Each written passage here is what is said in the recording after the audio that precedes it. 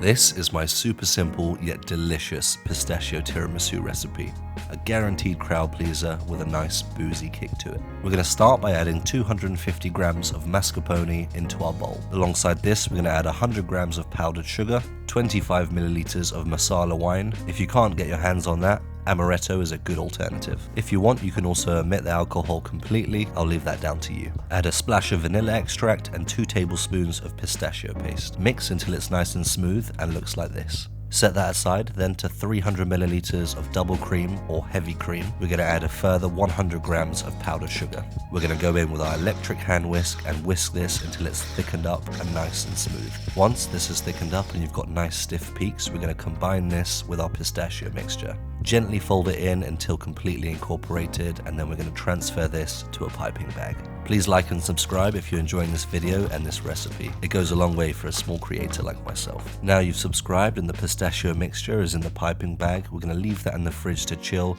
whilst we work on the rest of the dessert. Take 200 milliliters of your favorite coffee and add that to a bowl. We're going to give this a nice boozy kick by adding 25 milliliters of a good brandy. Take your ladyfingers and dunk them into this alcoholic coffee.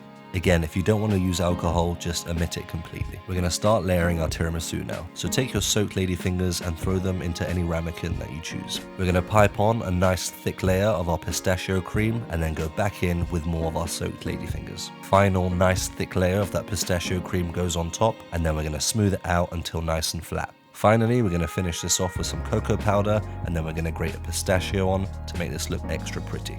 Leave that in the fridge to set for at least 4 hours, and then you're ready to dive in and enjoy the most delicious and simple pistachio tiramisu with that nice alcoholic kick.